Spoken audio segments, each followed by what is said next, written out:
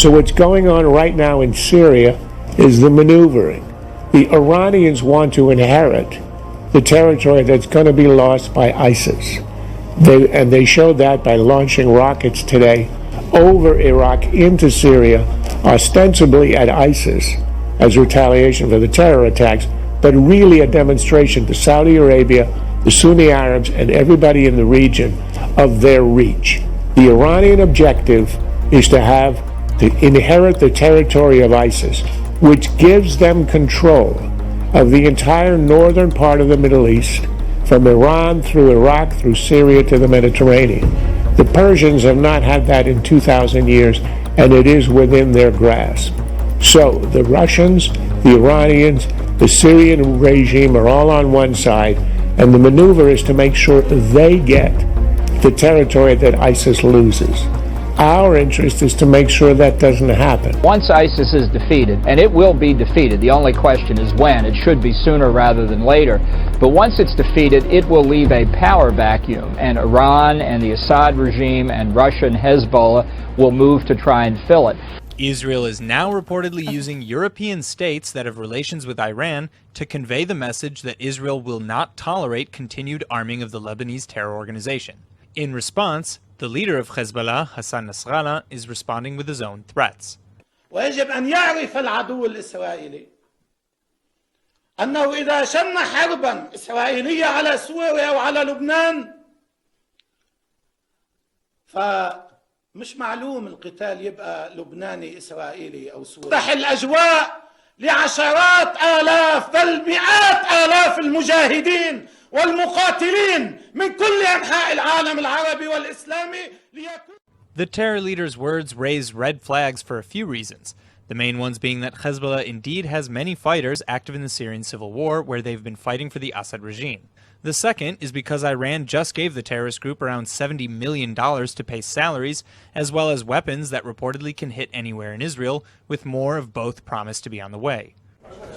Israel's Prime Minister says the country will not tolerate any attack on its territory. Benjamin Netanyahu made the announcement on Sunday. He also pledged harsh retaliation a day after the Israeli Air Force responded to stray rocket fire which hit part of its territory. Our policy is clear. We will not tolerate any spillover of any kind, not mortars, not rockets, or any fire trickle from any front. We will respond strongly to any attack on our territory or our citizens.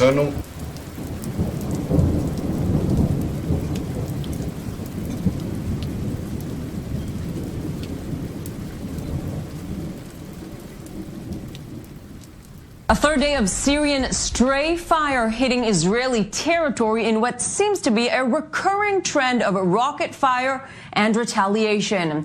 The Syrian regime earlier warned Israel of, quote, serious repercussions if it strikes again inside Syria's Golan Heights. Israel conducted airstrikes in Syria for a second day in a row in retaliation to another round of spillover fire from the internal Syrian war. The IDF says it hit 2 artillery positions and an ammunition truck belonging to the Syrian regime. Arab media reports say at least 5 people have been injured. Prime Minister Benjamin Netanyahu condemned the incoming fire from Syria, saying Israel will respond forcefully to each and every violation of its territorial sovereignty. Developing tonight, more than half a dozen Ohio government websites, including Ohio Governor John Kasich's, hacked by a group proclaiming their love for ISIS. That group, Team Systems DZ, is taking responsibility for the hack, leaving the same threatening anti-Trump, pro-ISIS message on each website. At least 7 Ohio government websites were apparently hacked Sunday to broadcast an anti-government message. The message was, quote, "You will be held accountable, Trump, you and all your people, for every drop of blood flowing in Muslim countries," end quote.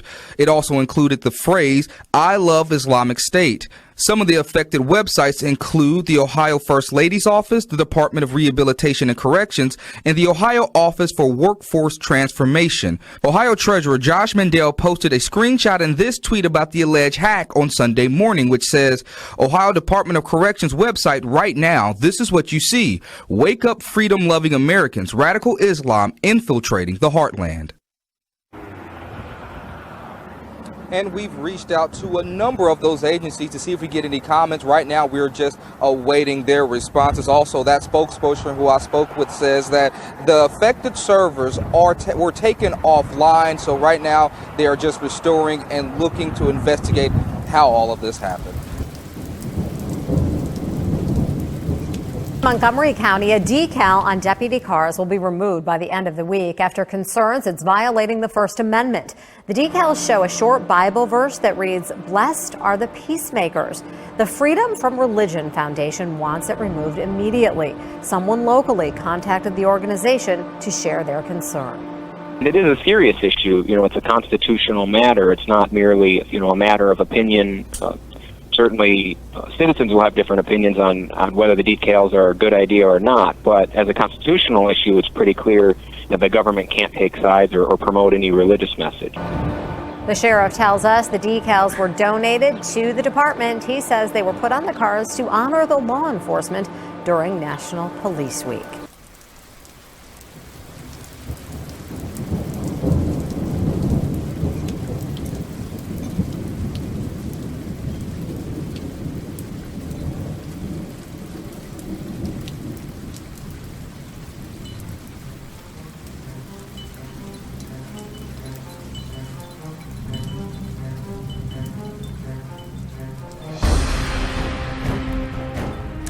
Years after the historic Supreme Court ruling legalized same-sex marriage, it's Gay Pride weekend in the U.S. and around the world.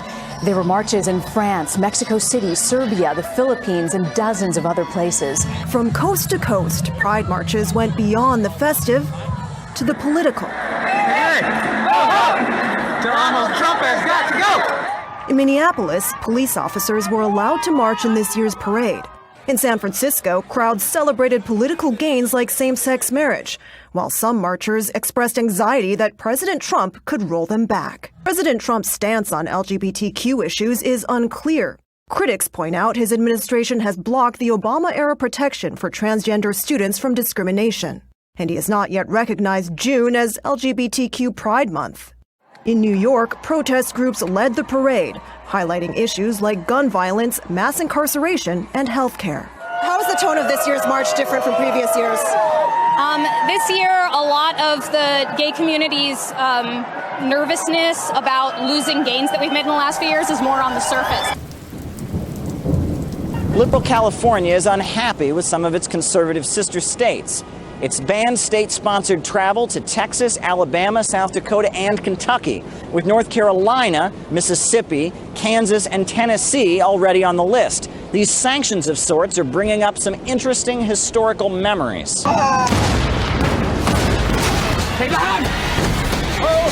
California says that it's taking this action in response to what it says is discrimination against lesbian, gay, bisexual, and transgender people. I think they're just trying to cause infighting in the U.S. I think the ultimate goal of liberals is some kind of civil war, and that's their goal at least. But the Lone Star State is fighting back. Texas, along with 12 other states, is threatening to sue California for its climate change initiative, which discloses companies' investments in fossil fuels.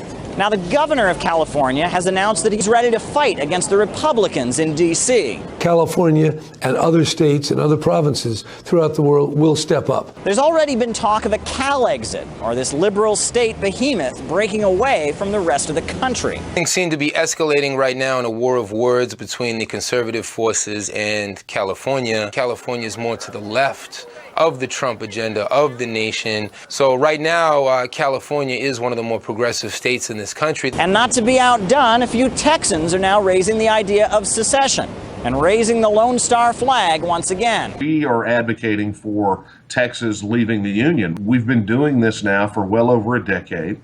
And we've come, in this last legislative session, we came closer than we've ever come before. There are going to be states that are going to be leaving the Union, and it's going to happen sooner rather than later. If you pay attention to American politics, it's pretty clear that folks don't see eye to eye. But are we really getting back to Civil War levels where we all can't be one country? Some folks certainly think so, and the gap between liberal and conservative states is only getting bigger. President Trump made a statement literally as his White House became the first in nearly 20 years not to host an annual iftar dinner celebrating the Muslim holy month of Ramadan. In lieu of the festivities hosted throughout the Clinton, Bush, and Obama administrations, third U.S. President Thomas Jefferson in 1805 held the first White House iftar and after-sunset meal to break the fast for a visiting Muslim envoy from Tunisia. The observance made a comeback almost 200 years later, when then First Lady Hillary Clinton in 1996 threw an Eid al-Fitr reception for about 150 people. Former Presidents George W. Bush and Barack Obama also hosted the annual dinners throughout their 8 years in the Oval Office. The State Department, too, skipped its annual celebration this year with Secretary of State Rex Tillerson instead. Kathy, good evening. Imam Yusuf Hussein says this is the work of an ignorant person who chose to carry out this attack on the final day of Ramadan. Ramadan, of course, the Muslim holy month where Muslims fast and try to get closer to God. We want to show you a photo of this Quran burned, filled with bacon, a pork product, of course, which Muslims are forbidden from eating. The Quran handcuffed to a fence position between the Islamic Center and the Sacramento Sheriff's Department Central Division Station. The Sheriff's Office discovered the Quran after being flagged down by someone here around 2:30 this afternoon. It's now being investigated as a hate crime. Imam Hussein believes the person behind this attack understands the importance of Ramadan to the Muslim community. 6 police officers have been injured in London after a protest against police brutality turned violent. 4 people were arrested there.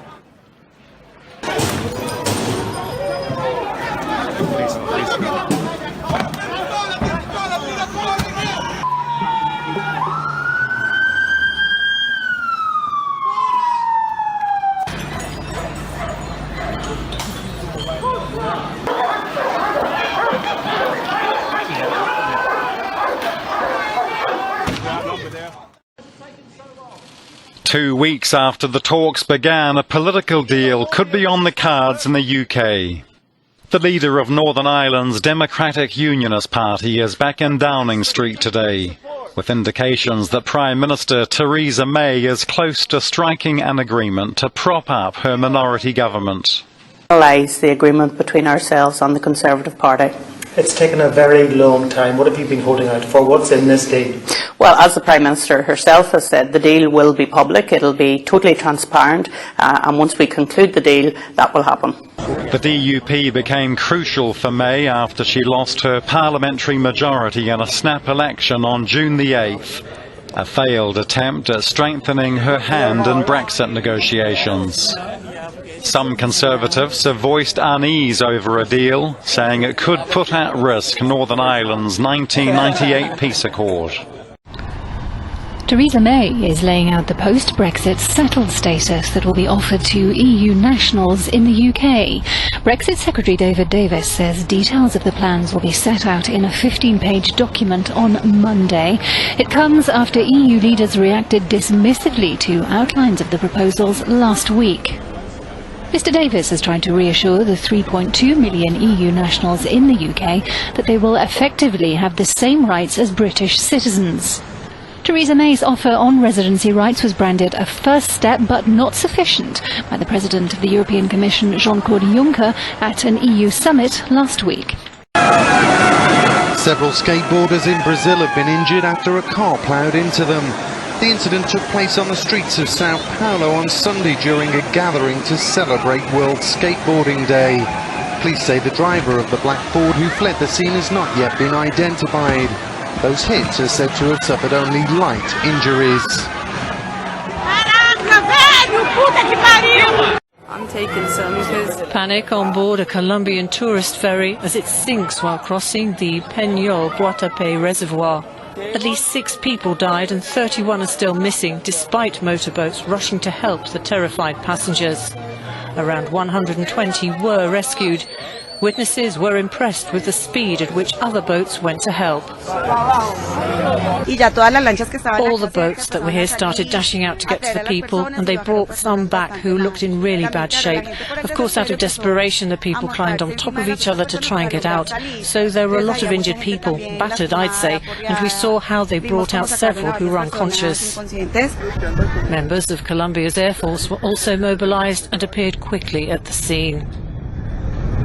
Truthfully, it was incredible to see all of the survivors being brought to safety. Everyone pulled together and started to help, although it must have been distressing for such a thing to happen on a boat trip. It's unknown what caused the boat to sink, but survivors said they heard a loud noise just beforehand. They also said not everyone had life jackets. An investigation is underway. Crisis in Marari has sparked a humanitarian situation. The local government is struggling to contain it. Almost 350,000 people have fled the city and surrounding areas, with many staying with relatives and friends outside the city. Thousands of others, though, will end up at the IDP camps. The crisis follows a shock attack by ISIS-aligned militants, which captured the southern Philippine city of Marari last month. Hundreds of thousands of its weary citizens have fled the horror of life under the control of jihadists. The horror has been compounded by a relentless campaign of bombing by the armed forces of the Philippines. Yemen is in the middle of the world's worst current cholera outbreak, and it's getting worse. UNICEF and the World Health Organization say the cholera outbreak has risen to over 200,000 suspected cases. That's double what it was just 3 weeks ago. An average of about 5,000 new diagnoses are added each day. And as hospitals become overcrowded, the death toll is rising. UNICEF and the WHO say over 1,300 people have died from the disease, and that about a quarter of them are children. 2 years of war in Yemen have resulted in limited access to clean water, which is one of the main causes of the cholera outbreak. According to the organizations, about 14.5 million of Yemen's 26 million people don't have regular access to clean water and sanitation. Aid organizations have been working to get clean water to Yemenis and are going house to house to teach families how to protect themselves from the outbreak.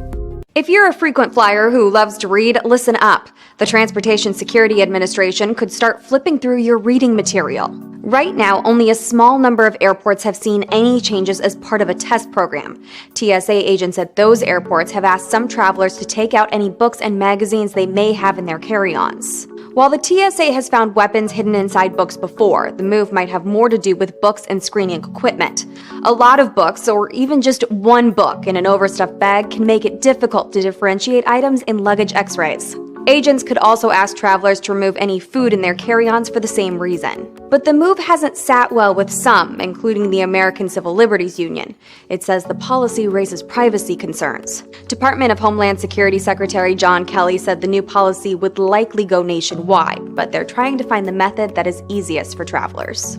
CIA Chief Mike Pompeo claims Russian meddling in the U.S. presidential elections was just a part of a decades-long effort to undermine American democracy. Well, Russia has always denied any interference, while Pompeo's statement comes in his first TV interview after taking up the post of CIA director in January. I can't talk about the details of the intelligence, but the intelligence community has said that this election was meddled with by the Russians. In a way that is frankly not particularly original. They've been doing this for an awfully long time, and we are decades into the Russians trying to undermine American democracy.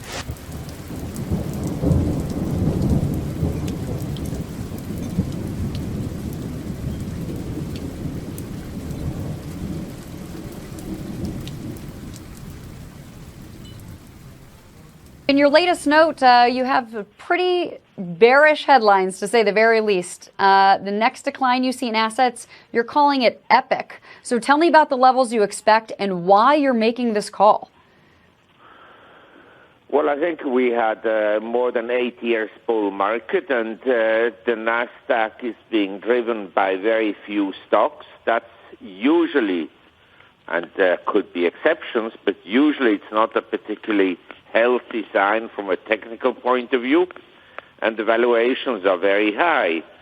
And the last time we spoke was May 31st, and I said that some Nasdaq stocks could easily drop by 10% in one day, upon which your interviewers, there were several of them, kind of questioned my sanity. As it happened on June 9th, NVIDIA dropped 15% intraday. Apple was down 9% in 3 days. Netflix was down 10% in 1 day. Amazon was 8% down intraday.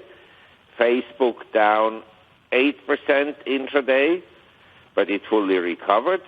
And Google was down 7% in 2 days. So, we have a lot of volatility, and when things will start to go down, they'll go down a lot. Acapulco, Mexico, spared from the first hurricane of the season, Hurricane Dora. It formed early this morning in the eastern Pacific, a Category 1 right now with winds of 80 miles per hour, gusts up to 100 miles per hour. Now, for Mexico, this is going to stay offshore. That's the good news. However, high surf, that's going to be a major problem. So here's a look at the path of Hurricane Dora. It will start to weaken by Tuesday as it encounters some cooler water.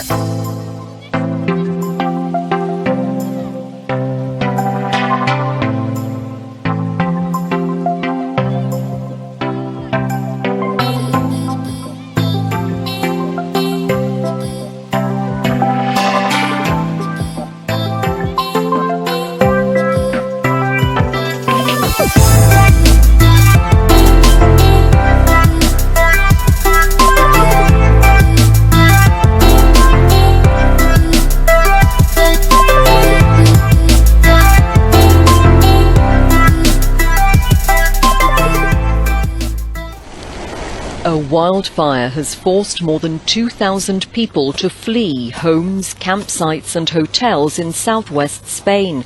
The flames have reached the protected zone around a national park famed for its biodiversity, with strong heat and wind hampering efforts to bring it under control.